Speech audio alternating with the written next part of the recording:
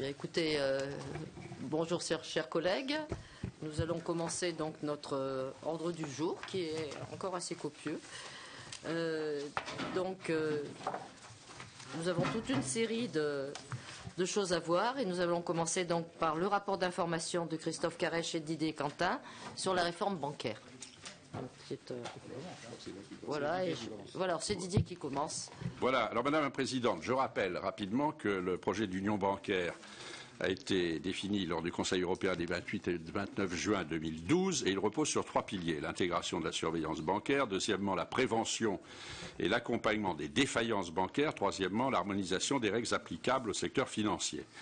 Alors le chantier qui apparaît le plus avancé, celui de la surveillance bancaire, le Conseil européen des 13 et 14 décembre, il y a quelques semaines, a pour sa part défini la marche à suivre en 2013 et 2014 pour compléter cette union bancaire. Pour ma part, je vais vous présenter un point d'étape sur les 2 directives en cours de discussion. Je tiens à cet égard à remercier notre administratif, Annabelle Archien, pour le travail qu'elle a effectué. Et Christophe, ensuite, vous présentera les recommandations formulées par notre commission dans la perspective de l'examen du projet de loi relatif à la régulation bancaire. Alors, Madame la Présidente, mes chers collègues, le projet français de réforme bancaire sur lequel notre commission formule ses observations aujourd'hui s'inscrit dans un cadre européen marqué par une multiplication d'initiatives plus ou moins abouties. Celles-ci ont pour objectif d'éviter, le cas échéant, de gérer au mieux des faillites bancaires telles que celles connues à la suite de la défaillance de Lehman Brothers. Il s'agit ainsi de limiter au maximum le risque systémique, c'est-à-dire le risque de dégradation brutale de la stabilité financière provoquée par une rupture dans le fonctionnement des services financiers et qui a des conséquences sur l'économie réelle.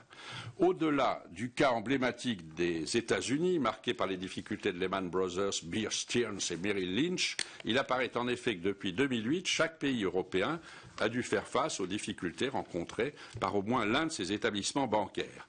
Il en va notamment ainsi, je vais faire un rapide rappel, du Royaume-Uni où la défaillance de Northern Rock, banque de dépôt, a entraîné une ruée des déposants au guichet à l'automne 2007, mais aussi où la Royal Bank of Scotland et Barclays ont été concernés. De l'Allemagne, où la situation des London Banks s'est révélée préoccupante et où l'État a dû nationaliser l'établissement spécialisé Hypo Real Estate, HRE, et renflouer la Deutsche Bank et la Commerzbank. Troisièmement, de l'Espagne, avec le sauvetage de Bankia et des caisses d'épargne, les Carras. Oui, peut-être pas. De l'Italie, où la Banca Monte dei Paschi di Siena, qui a procédé à des transactions de dérivés risquées de 2006 à 2009 pour maquiller ses comptes, devrait faire l'objet d'un renflouement par la Banque centrale d'Italie. Cinquièmement, de l'Irlande, qui a dû mettre en place un plan de sauvetage de son système. Sixièmement, de la France et de la Belgique, avec la défaillance de Dexia et, dans le cas français, les difficultés rencontrées par Natixis, pas loin d'ici, et aujourd'hui par le Crédit Immobilier de France. Autrement dit, comme dans les animaux malades de la peste, beaucoup ont été touchés. Force est de constater la variété de ces crises qui affectent aussi bien des grandes que des petites banques, des banques d'investissement que des banques de dépôt, des banques spécialisées que des banques universelles. La taille d'un établissement ne saurait donc être considérée comme le seul facteur pertinent. Ainsi, la chute de Northern Rock n'aurait vraisemblablement pas été considérée comme un facteur de crise systémique en dehors du contexte créé par la crise des subprimes en 2007. Il faut donc se mettre en œuvre et en mesure de traiter, selon les procédures adaptées à une crise systémique, des établissements de toute taille et de profils d'activité très divers.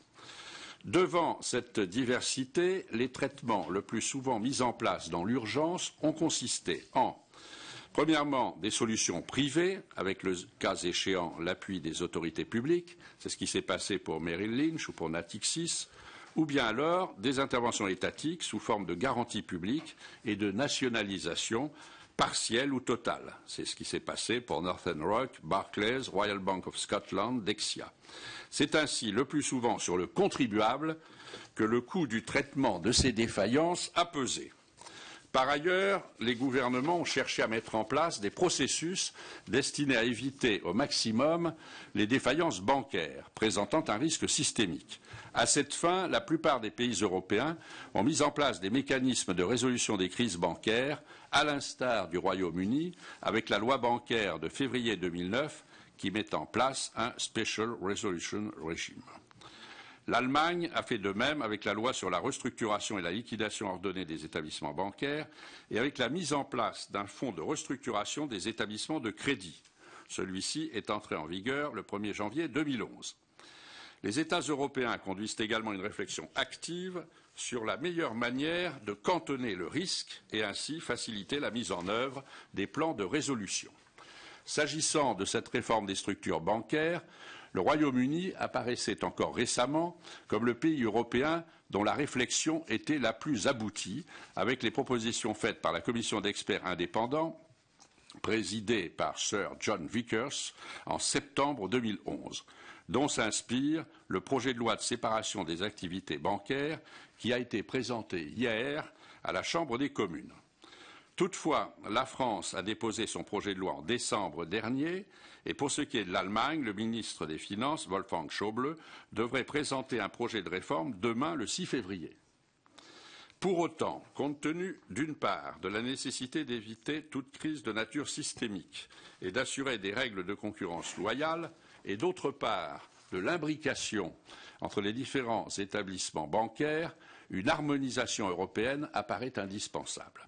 À cet égard, il apparaît que la Commission européenne a ouvert depuis 2010 de nombreux chantiers qui sont plus ou moins aboutis à ce stade et que le Conseil européen des 13 et 14 décembre 2012 a donné une nouvelle impulsion aux réformes en promouvant l'union bancaire. Le dispositif proposé par la Commission européenne repose sur plusieurs textes dont le calendrier s'est trouvé bousculé par le mécanisme de supervision unique décidé par le Conseil européen de juin 2012 et validé définitivement par celui de décembre 2012. Le premier texte est la proposition de directive du 12 juillet 2010 relative au système de garantie des dépôts. Celui-ci prévoit un remboursement plus rapide des déposants et une amélioration du financement des systèmes nationaux. À cet égard, les discussions sont bloquées depuis l'échec d'un accord en première lecture lors du vote au Parlement européen le 15 février 2012. Le principal point de désaccord porte sur le niveau de financement ex ante des fonds de garantie. Le Parlement européen étant favorable à un niveau cible de 1,5% des dépôts proposé par la Commission européenne, le Conseil, lui, prône un niveau cible de 0,5%. Le deuxième texte est la proposition de directive du 6 juin 2012 établissant un cadre pour le redressement et la résolution des défaillances des établissements de crédit et des entreprises d'investissement. Elle reprend les recommandations adoptées par le G20 en octobre 2011 afin de doter les pouvoirs publics de nouveaux instruments permettant de mieux prévenir et gérer les crises bancaires. Cette directive prévoit notamment la mise en place de plans de rétablissement et de résolution et d'une palette d'instruments de résolution, dont le transfert d'actifs, l'imputation des pertes et la diminution du passif par le renflouement interne. Les discussions, toujours en cours au sein du Conseil, font apparaître des divergences importantes sur quelques points, dont les règles d'application aux filiales et la mutualisation du financement des mesures de résolution au niveau européen. Sur ces deux textes relatifs à la garantie des dépôts et à la résolution, qui apparaissent comme les premiers fondements de l'union bancaire, le Conseil européen des 13 et 14 décembre 2012, il y a quelques semaines, a fixé comme objectif de parvenir à un accord au Conseil d'ici à mars 2013 et avec le Parlement européen avant juin 2013. Vient ensuite le paquet CRD 4 et CRR. CRD 4, Capital Requirements Directive et Capital Requirements Regulation, qui transcrit en partie les recommandations de Bâle III. Il recouvre une proposition de règlement relatif aux exigences prudentielles qui prévoit d'accroître le montant et la qualité des fonds propres que doivent détenir les banques. Deuxièmement, d'instaurer un ratio de couverture des besoins de liquidité et un ratio d'effet de levier. Et une proposition de directive qui a pour objectif de renforcer la gouvernance des établissements de crédit.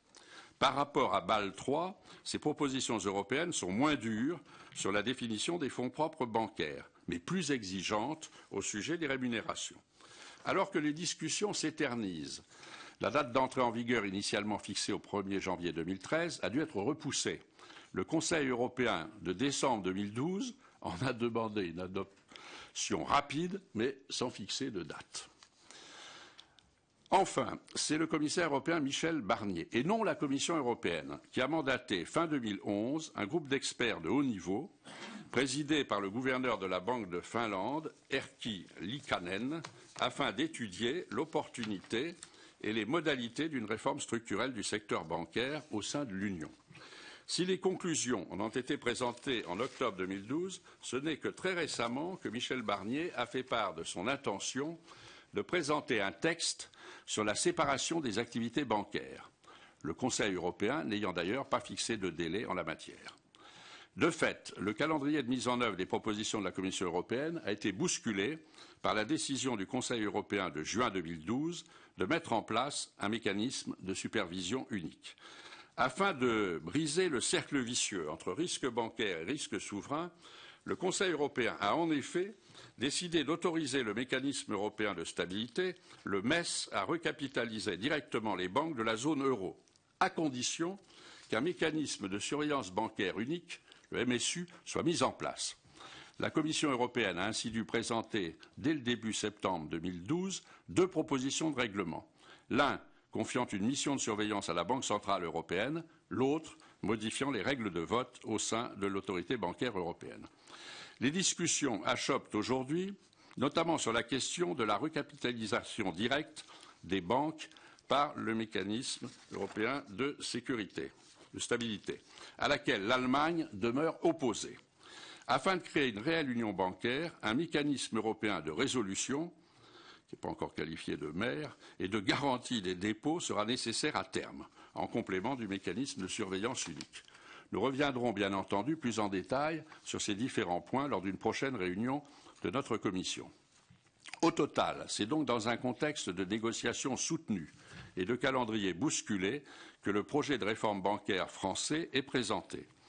De manière orthodoxe du point de vue européen, il faut bien le souligner, il intervient en amont de toute proposition de la Commission européenne sur le sujet de la séparation des activités bancaires et en pleine négociation sur la direction relative au cadre de redressement et de résolution sur le sujet de la résolution. Alors voilà, à grands traits, même si ça a été relativement long, d'où l'on vient. Et maintenant, je vais laisser la parole à Christophe pour vous dire où l'on va et nous présenter les recommandations formulées par notre commission.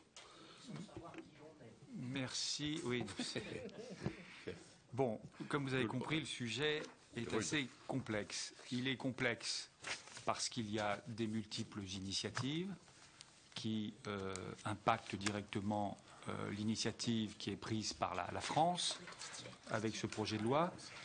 Il est aussi complexe par le sujet qui est en cause, c'est-à-dire la régulation bancaire et financière. Alors, je vais essayer d'être le plus simple possible. D'abord, premier point, pourquoi la France décide-t-elle aujourd'hui de légiférer sur cette question? Je pense que c'est un point important. Il est clair que la régulation financière et bancaire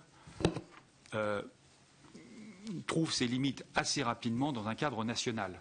Donc, elle doit impérativement s'inscrire le mieux dans un cadre mondial, mais au moins dans un cadre européen. Sur ce plan-là, Didier a décrit les nombreuses initiatives qui sont en cours au niveau européen. En réalité, après une accélération très forte à la fin de l'année dernière, puisqu'il a été décidé notamment de mettre en place, j'y reviendrai, ce qu'on appelle l'union bancaire, on constate qu'aujourd'hui, il y a nécessité pour la Commission de traduire dans les faits et par des textes cette union bancaire, et que cette nécessité, elle ne va pas de soi, et que les discussions sont compliquées, sont difficiles. Donc pour l'instant, lorsqu'on regarde les choses, nous avons un texte important qui s'appelle la directive CRD4, qui vient après la directive CRD3, qui est en discussion, dont l'objet est essentiellement la traduction de Bâle III, c'est-à-dire les ratios prudentiels, l'augmentation des fonds propres des banques. Avec un autre sujet aussi, qui d'ailleurs est extrêmement débattu, c'est la question des rémunérations. Ce texte devait être adopté à l'été dernier. ça n'a pas pu être le cas. Nous a-t-on dit, peut-être pas mettre au procès-verbal à cause de la présidence chypriote, qui semble-t-il n'a pas été d'une très grande performance. Donc l'Irlande est en train de reprendre ce dossier. Donc on peut penser quand même que CRD4 sera adopté peut-être au milieu de l'année, mais en tous les cas au plus tard, fin de l'année. Deuxième sujet qui est important, c'est ce qu'on appelle la résolution. Alors la résolution, c'est la question de savoir ce qui arrive quand une banque fait faillite. C'est ça la résolution. C'est-à-dire quand une banque, notamment systémique, c'est-à-dire qui a des répercussions, dont la faillite aurait des répercussions qui menaceraient l'ensemble du système bancaire, fait faillite, qu'est-ce qui se passe à ce moment-là? Bon. Jusqu'à présent, il n'y avait pas de réponse. Il n'y avait pas de réponse au niveau international. Ça a été notamment la question, par exemple, de la faillite de Lehman Brothers. En France non plus, il n'y avait pas de réponse, y compris avec des grosses difficultés, par exemple, avec ce qui s'est passé avec la faillite ou la quasi-faillite du CIF, du Crédit Immobilier de France, ou avec d'autres, avec Dexia, évidemment. Tout cela a été totalement improvisé et on ne savait pas comment faire pour régler une situation. Alors qu'est-ce qu'ont fait les États? Les États, tout simplement, ils ont paré au plus pressé, ça veut dire qu'ils ont financé, pour parler clairement, dans bien des cas, c'est eux qui ont effacé le passif. Bon. Donc on voit bien que ce n'est pas satisfaisant. Donc nécessité d'avoir des plans de résolution. Alors là-dessus, au niveau européen, il y a une première étape qui est en discussion actuellement et qui vise à harmoniser et à connecter, mutualiser, dans un certain sens, les régimes de résolution qui existent dans chacun des pays européens. La France n'en avait pas, et donc le projet de loi qui est proposé, une grande partie de ce projet de loi est consacrée à la mise en place d'un régime de résolution en France. Il y aura une deuxième étape, normalement, un deuxième étage de la fusée, qui est lié à la décision de faire l'union bancaire. Ce deuxième étage, c'est la mise en place d'un régime de résolution au niveau européen, y compris avec une autorité européenne. Car ce qui s'est passé, si vous voulez, ça il faut bien comprendre pourquoi les choses se déroulent ainsi, c'est que ce qui s'est passé au mois de juin dernier, au Conseil européen de juin dernier, il a été décidé qu'on allait casser le lien pervers entre les banques et les États. Ce lien, il est très clair, c'est que des banques sont en difficulté, donc à ce moment-là, les États viennent les soutenir. Ce qui s'est passé, c'est l'Espagne, par exemple. Bon, les États viennent les soutenir, et plus les États, évidemment, les soutiennent, plus eux-mêmes se mettent en difficulté.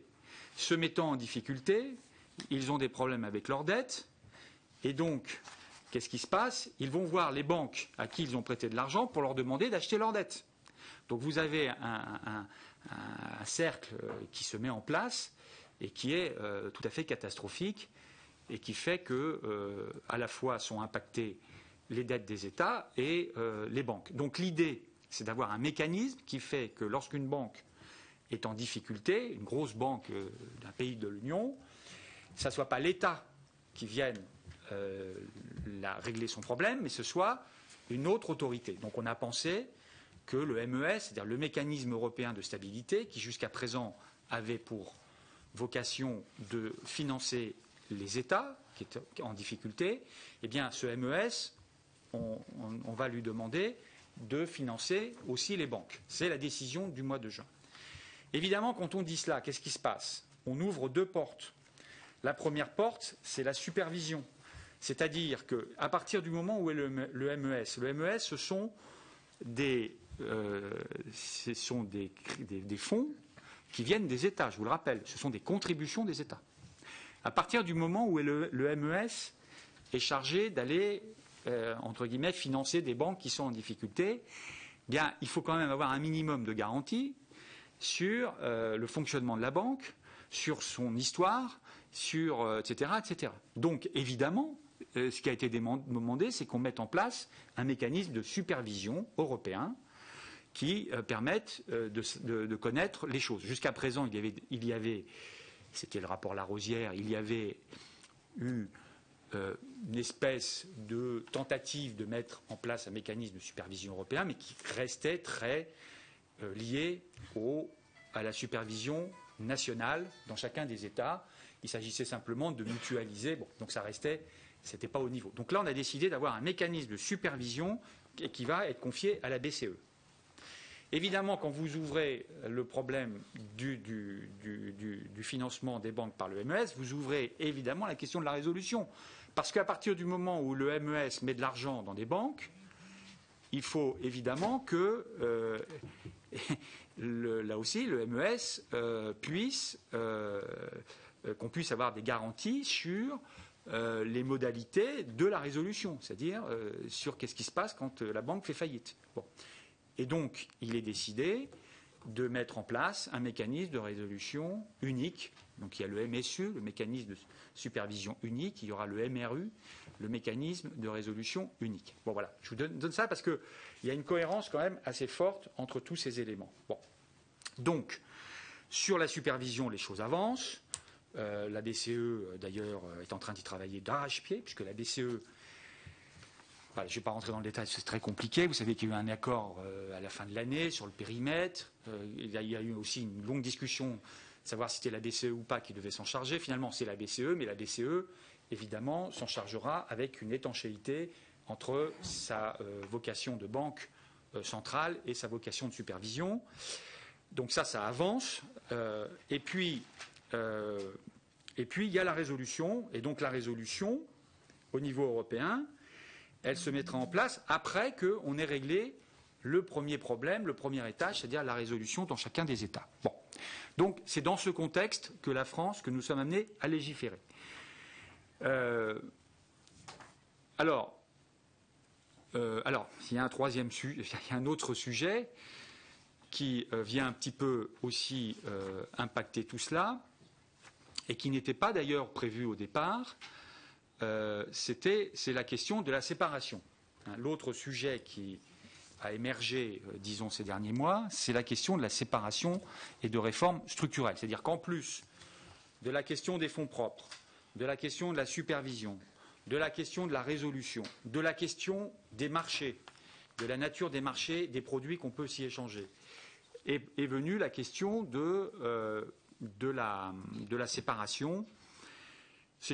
D'ailleurs, c'est une idée qui est venue d'outre-Atlantique, qui est devenue des États-Unis, puisque le premier à avoir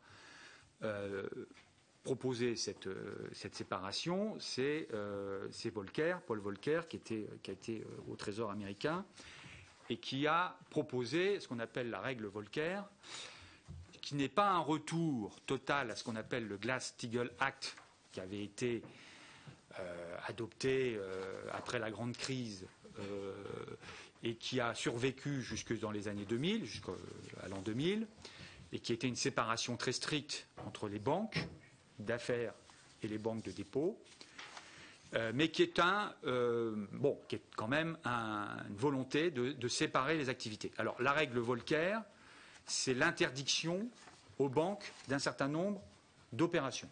Donc Volcker ne cantonne pas, il interdit. Voilà. Il interdit un certain nombre d'opérations. La seule question, évidemment, c'est que ces opérations, d'autres que des banques vont les faire. Et en général, ces autres structures ou ces autres organismes ne sont pas toujours aussi bien régulés que des banques. Donc ça pose aussi le problème de la régulation de ce qui n'est pas, de ce qui est interdit par les banques. Le deuxième projet, ça a été c'était le rapport dit Vickers, puisque l'Angleterre s'est posé la même question. Elle s'est posé la question dans un contexte, qui était quand même un peu différent du nôtre. C'est que l'Angleterre a eu à faire face à des faillites, Axel Lemaire en dira peut-être un mot, de ces banques, de manière quand même extrêmement forte, et que les contribuables anglais sont, si j'ai bien compris, engagés pour des années et des années encore, et à des hauteurs importantes pour le renflouement du système bancaire britannique. Bon. Donc dans ce cadre-là, il y a eu un rapport qui a été confié à un économiste qui s'appelle M. Vickers, qu'on a été voir d'ailleurs, à Oxford. Il nous a reçus avec son chien, qui s'appelle Alfie, c'est tout à fait agréable. Et nous avons une conversation tout à fait intéressante. Alors le chien n'a pas participé à la conversation, mais était là, était très sympathique. Et donc nous avons... Bon, alors, Vickers, un mot sur Vickers, parce que en plus, vous savez que cette question est en train de rebondir. Vous avez vu les papiers là, aujourd'hui. Bon, donc un mot sur Vickers. Vickers, il faut bien comprendre que c'est la position de Vickers, c'est ce qu'on appelle le cantonnement des activités, disons, des activités spéculatives, disons des activités de banque d'affaires. Bon. Le problème de Vickers, et ça il nous l'a redit, il est très clair, ils veulent protéger, mettre une protection la plus forte possible sur les banques de détail et les banques de dépôt. Parce qu'ils ne veulent plus que les Britanniques, les contribuables, viennent renflouer les banques de dépôt et garantir les dépôts. Bon. Donc, ils cantonnent très clairement ces banques, ces activités dans les banques.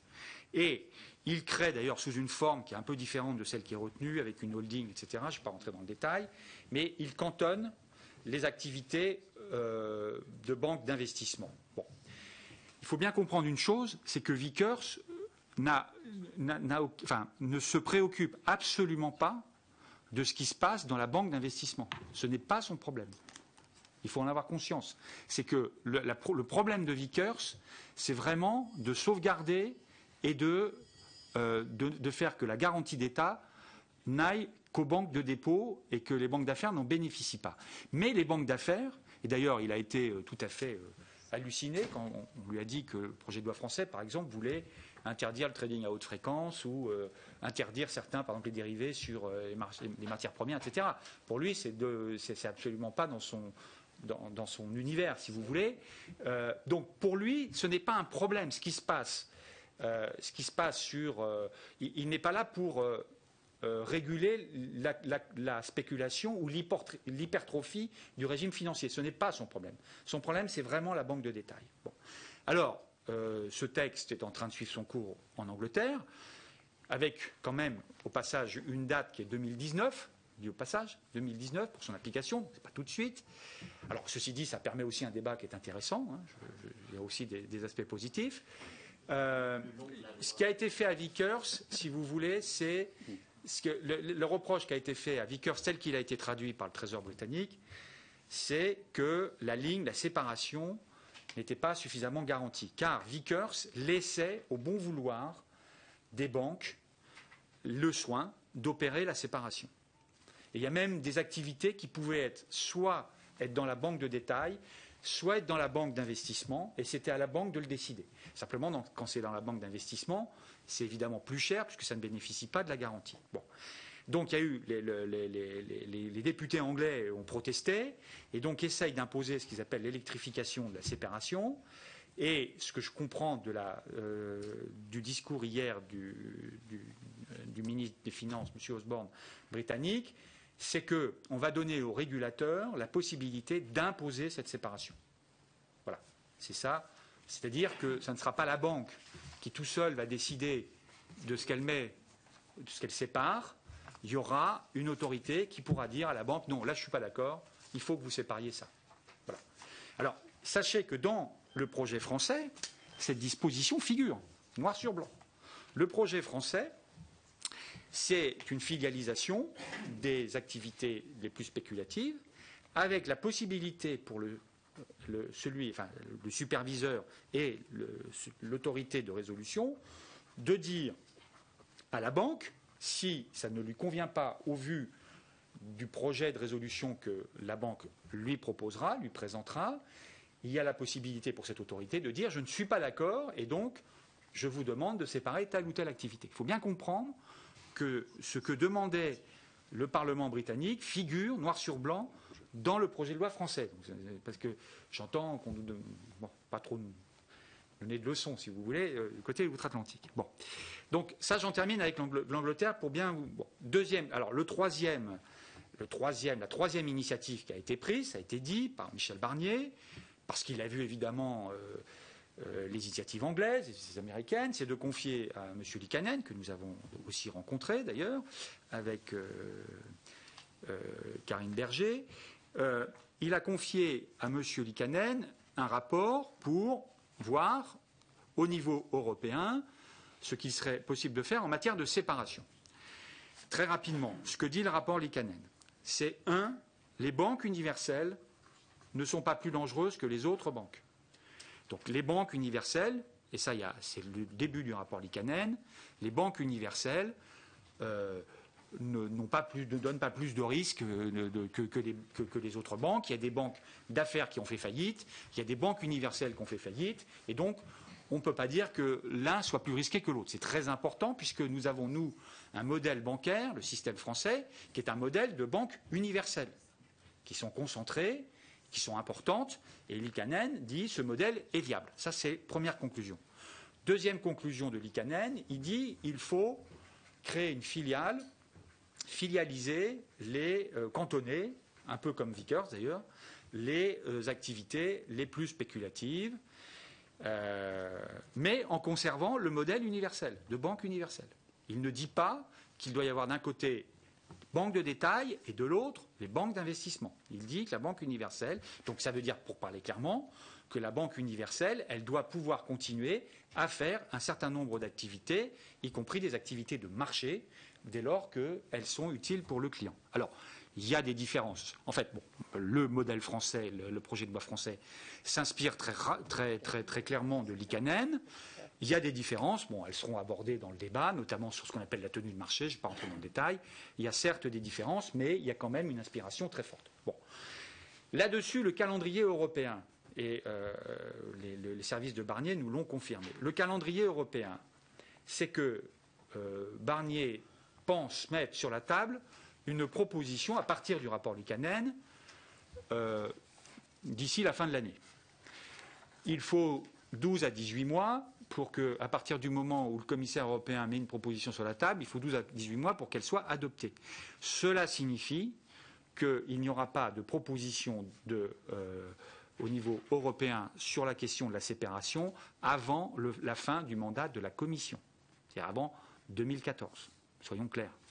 Donc, au mieux, vous aurez une proposition législative au niveau européen sur la séparation en 2014-2015, et avec une incertitude, puisque ce ne sera pas la même commission qui travaillera sur ces questions. Donc, pour parler clairement, je pense que la France a raison d'anticiper sur cette question la directive européenne, parce que le calendrier est quand même très éloigné. Bon, voilà. Donc voilà un peu pour les grandes lignes. J'ai parlé de la résolution, donc sur la partie résolution. Donc sur la partie séparation, j'en ai parlé avec les différents modèles. La partie résolution, vous avez le texte français est quand même un texte qui donne. Alors le grand intérêt de Liikanen, là aussi, c'est le troisième point important, c'est qu'il lie séparation et résolution. En gros, il emboîte les deux processus. Et justement, en donnant à l'autorité de régulation la possibilité d'intervenir sur la structure des banques et sur l'éventuelle séparation, c'est très important. Le projet français, c'est quoi?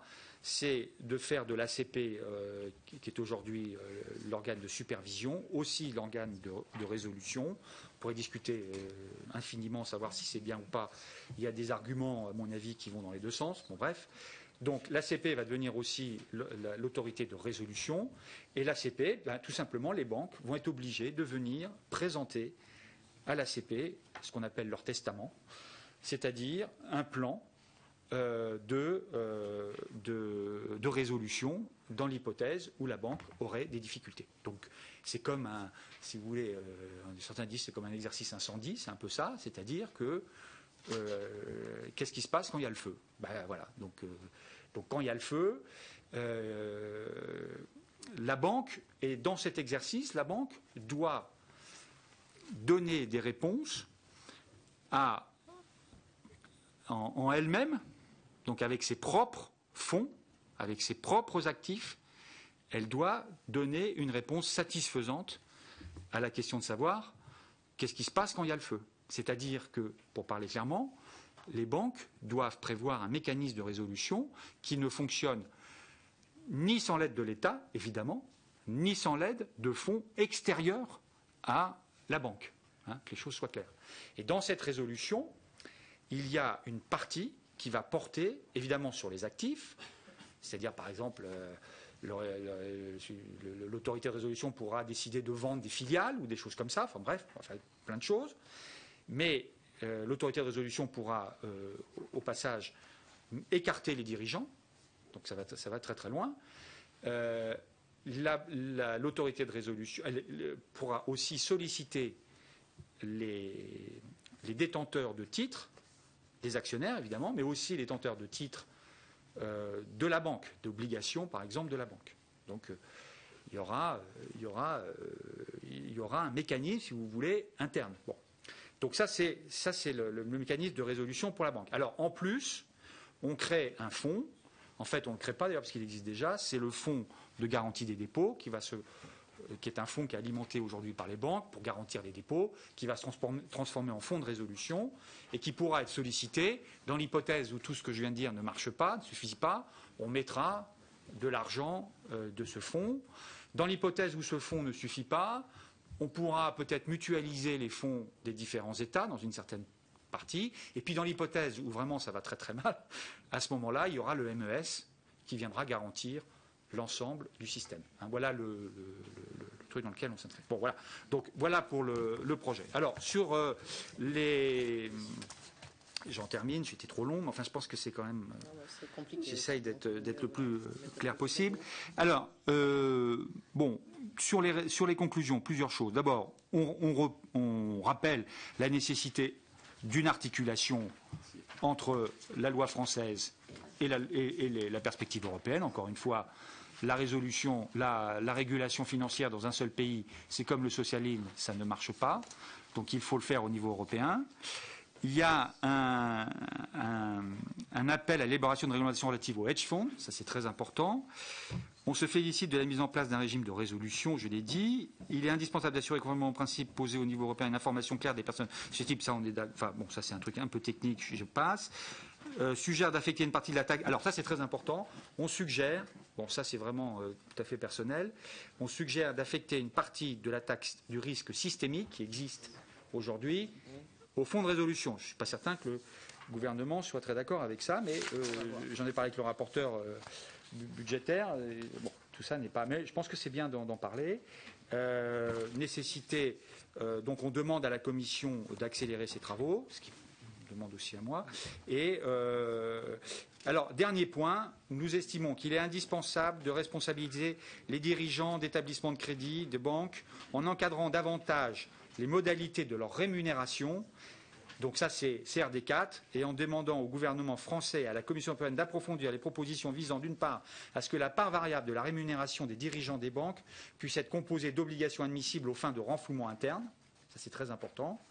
C'est-à-dire que comme on donne des rémunérations en actions, on veut que ces actions puissent participer au renflouement interne. Et deuxièmement, que la part variable ne soit pas supérieure de 50% à la part fixe. C'est ce qui est discuté actuellement dans CRD4.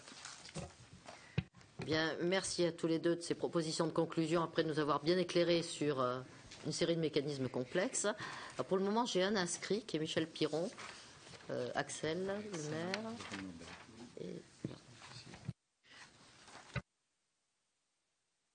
Michel Piron. Bon, merci Madame la Présidente. Je vais essayer de ne pas être bien long, compte tenu je dirais, du développement important que nous venons d'entendre. J'aurais quand même 4 questions, observations à faire. La première, on le sait bien, parmi la première des questions qui s'est posée, c'est la question des fonds propres des banques suite à ce qui s'est passé, et notamment quel ratio de solvabilité et de liquidité, les deux choses n'étant pas la même. Or, de ce point de vue, moi j'aurais aimé avoir un éclairage sur la position des différents pays européens, au moins des plus importants, s'agissant du secteur bancaire, qui ont des positions qui semblent très éloignées parfois les unes des autres, pour ne pas dire franchement opposées. Je rappelle simplement qu'avec BAL 3 et à la demande d'un certain nombre, si vous voulez, on envisageait tout simplement un doublement des fonds propres des banques. Quand on a des ratios qui de 4 à 5 doivent passer à 10, si vous voulez, en termes de sécurisation, évidemment, cette exigence, je répète, qui mènerait à doubler les fonds propres des banques, a sûrement des aspects sécurisants intéressants, mais elle a aussi d'autres conséquences. C'est évidemment la restriction de la capacité à prêter. Et donc, de ce point de vue, j'aurais aimé avoir, moi, un petit peu les positions des uns des autres, de l'Allemagne, de la Grande-Bretagne, de la France, certes, mais de l'Italie, de l'Espagne, et peut-être des Pays-Bas ou autres pays, voire la Belgique. La deuxième question, c'est peut-être d'ailleurs la plus lourde de toutes. On est devant des établissements d'une telle dimension, qu'il suffit d'ailleurs pour cela d'interroger évidemment de manière confidentielle un certain nombre de très hauts responsables de ces établissements, qu'on peut se poser la question de la capacité même à les gouverner. Je dis bien de la capacité même à gouverner ces établissements. Et quand on parle de régulation, est-il possible de réguler ce qu'on connaît mal? Quand on me parle des types de régulation, à qui vont-ils s'imposer? Alors, je voudrais simplement indiquer, par exemple, que dans les points de désaccord ou d'accord, je ne sais pas comment il faut les appeler, qu'on a par exemple avec l'Allemagne. Je rappelle que l'Allemagne s'est opposée à ce que les caisses d'épargne rentrent, si vous voulez, dans le champ de la régulation.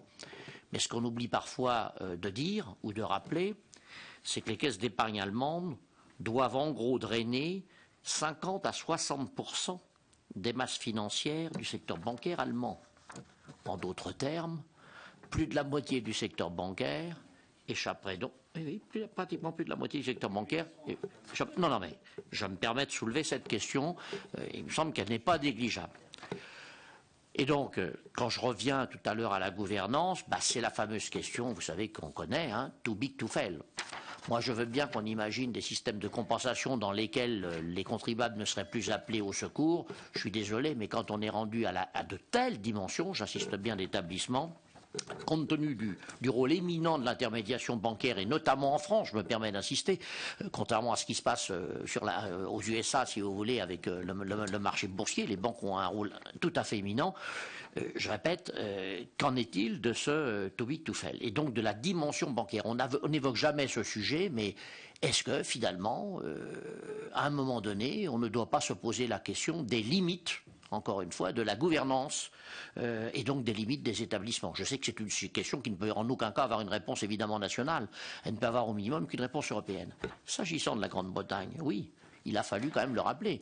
Bon, la séparation des activités bancaires ensuite entre les activités dites spéculatives et les autres. Ça m'amuse d'ailleurs. Qui pourrait être défenseur des activités spéculatives? Disons plutôt la distinction entre, oui, effectivement, la distinction entre banque de dépôt et banque d'investissement, avec de la porosité. C'est vrai qu'elle n'est pas évidente puisque le modèle français a plutôt pas trop mal résisté.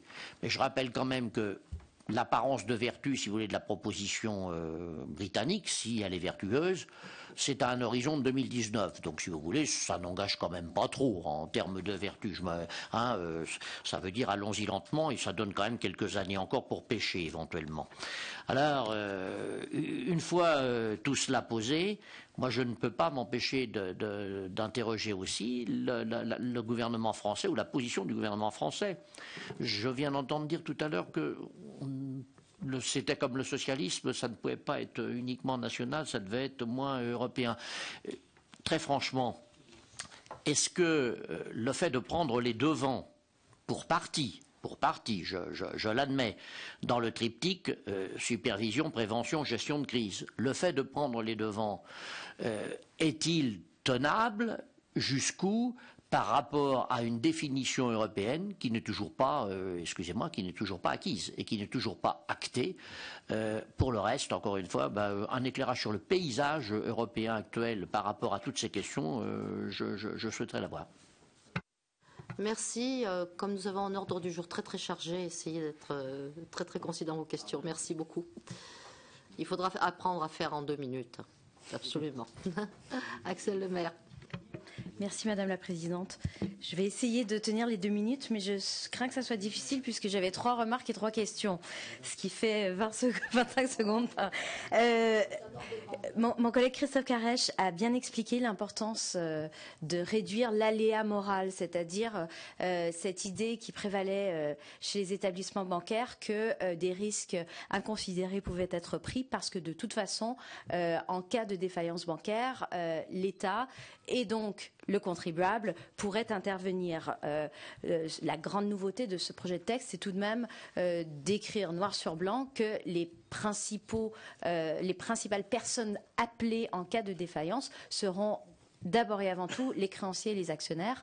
Dans un second temps, le fonds de garantie, national ou européen, et finalement, et en dernier recours, si les autres techniques de résolution n'ont pas été suffisantes, éventuellement le bail-out, c'est-à-dire l'apport de fonds publics. Peut-être que nous n'avons pas assez insisté sur l'aspect préventif de ces mécanismes de résolution qui sont très importants, et je crois que c'est là aussi une très grande nouveauté dans la culture financière de nos établissements. Pourquoi ? Parce que le paradigme est changé au niveau micro prudentiel d'abord, parce qu'on oblige effectivement les établissements de crédit à définir des plans préventifs de redressement qui les font se placer dans une perspective prospective. Qu'est-ce qui se passerait si nous étions en situation de défaillance, et ensuite de négocier avec le régulateur, l'autorité de supervision, pour voir qu'est-ce qui serait cédé, qu'est-ce qui serait gardé, quelles filiales, quels actifs. Donc c'est vraiment, ça responsabilise en amont et de manière préventive les acteurs du secteur, et puis prévention également au niveau macro, puisqu'on crée le Conseil de stabilité financière, le CSF, qui a lui aussi des pouvoirs très importants d'intervention publique, puisque ce Conseil pourra demander à un établissement d'augmenter son ratio de fonds propres, par exemple, ou demander à l'ensemble des banques françaises de modifier leur politique de crédit. Et peut-être que si l'Irlande avait eu ça, ou si l'Espagne avait eu ça, les risques systémiques liés à la bulle immobilière, entre autres, auraient été détectés parce que des autorités publiques auraient été en mesure d'intervenir en amont pour leur dire attention, ce qui est en train de se passer est dangereux pour le secteur financier et bancaire, mais aussi pour l'économie. Voilà mes remarques sur les propositions de conclusion. Le point 5, je ne le partage pas, puisque on regrette que le calendrier d'adoption ne coïncide pas avec celui de la proposition de directive. Ah pardon, donc j'ai pas le bon texte.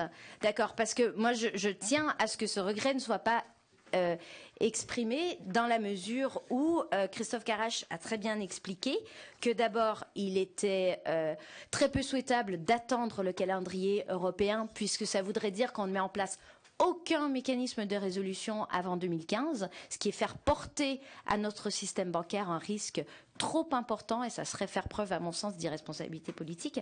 Et puis ensuite, c'est peut-être une bonne chose qu'au niveau européen, la France soit précurseur, puisque cela signifie qu'avec nos amis allemands et peut-être nos amis anglais, on pourra peser dans les négociations relatives à la directive résolution. D'accord. Sur le point 6, estime qu'il est indispensable d'assurer conformément aux principes posés au niveau européen une information claire des personnes susceptibles de participer au renflouement interne d'un établissement de crédit défaillant. Je reprends mon souffle, on parle du bail-in. Il m'aurait semblé intéressant d'ajouter une phrase qui va au-delà du bail-in et qui concerne toutes les mesures de résolution, et de permettre aux personnes qui font l'objet des mesures de résolution de soumettre des observations, parce que c'est l'application d'abord de la directive et puis du principe du contradictoire, qui est un principe général du droit et qui s'applique en l'espèce. Donc ça m'aurait paru être un ajout intéressant. Et puis le dernier point, numéro 11, sur la responsabilisation des dirigeants et notamment en matière de rémunération. Je crains que souvent les excès ne proviennent pas uniquement des dirigeants qui ne sont pas forcément au courant de toutes les opérations menées sur les desks, sur les marchés, sur les salles de marché en particulier, et que finalement la question des rémunérations, elle doit être étendue à tous les employés, sinon à minima au cadre bancaire, plus encore qu'aux dirigeants, parce que le véritable problème, c'est que souvent ce sont des jeunes gens pas forcément expérimentés qui se trouvent à prendre des décisions qui ont un impact financier immense, sans avoir une vue globale de la stratégie poursuivie par l'établissement qui les embauche. Donc moi, je suggérerais d'étendre la question de la rémunération à un personnel plus large. Merci. Merci, Jérôme Lambert.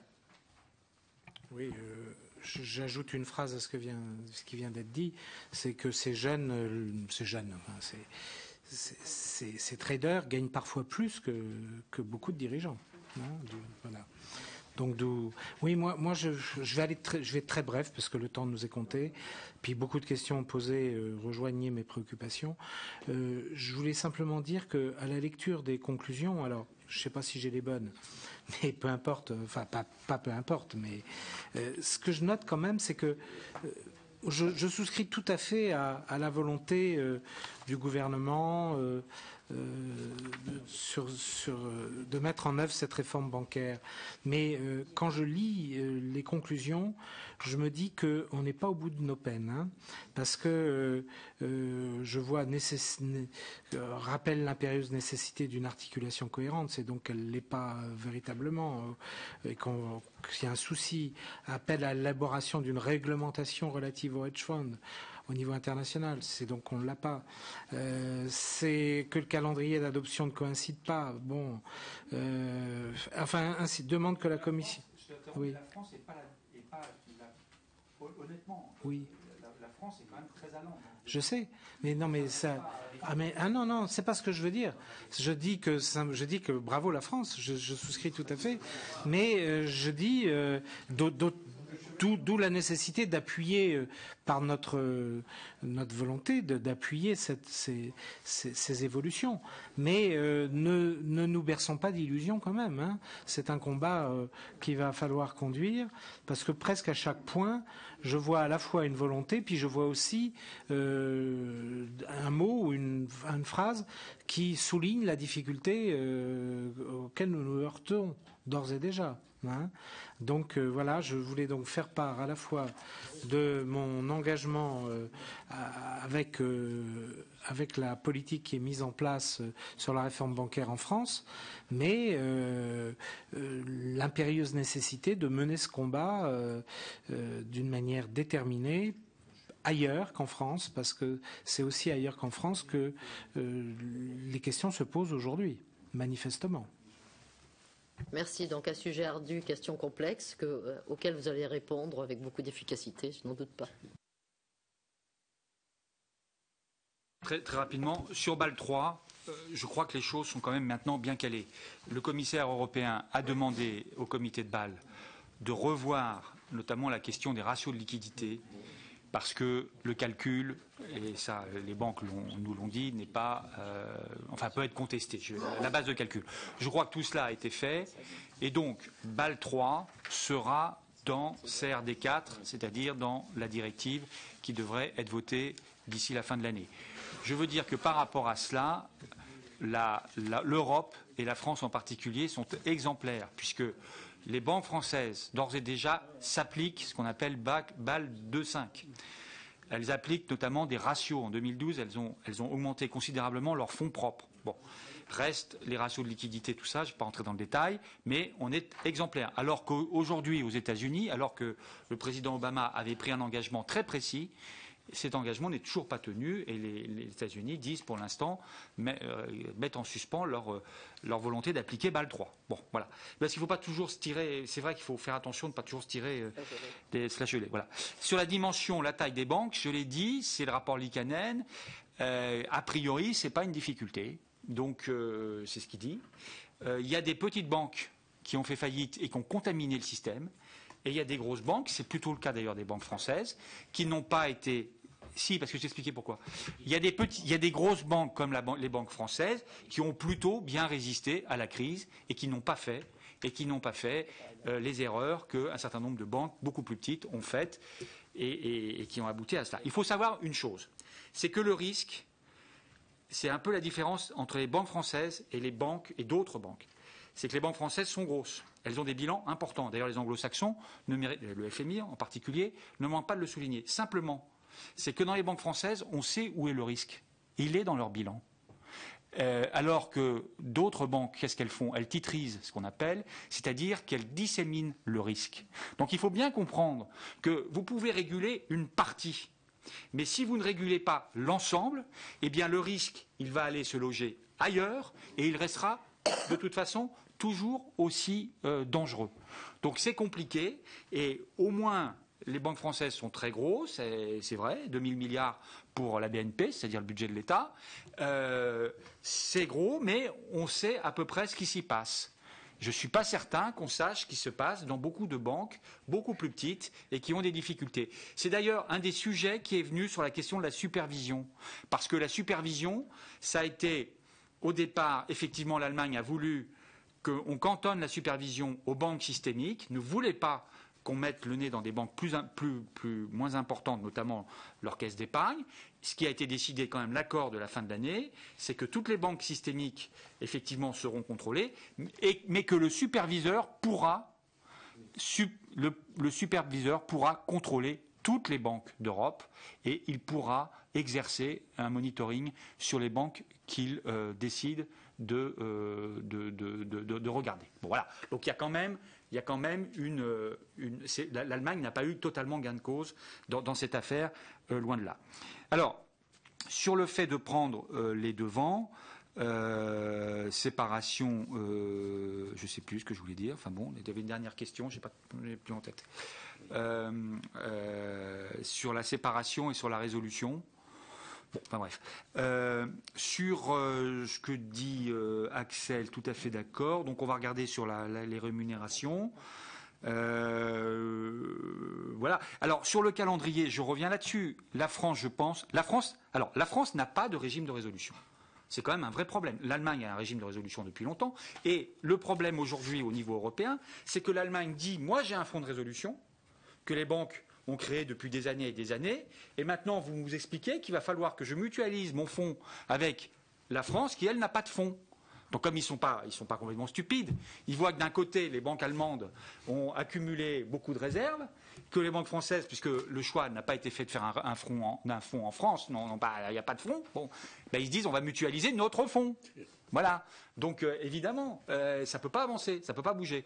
Donc le choix de la France, c'est de faire un fonds, de faire un mécanisme de résolution au niveau national, et je pense que là-dessus, on a raison de le faire maintenant. C'est à la fois un élément de crédibilité, mais c'est un élément aussi qui va pouvoir faire avancer la discussion au niveau européen.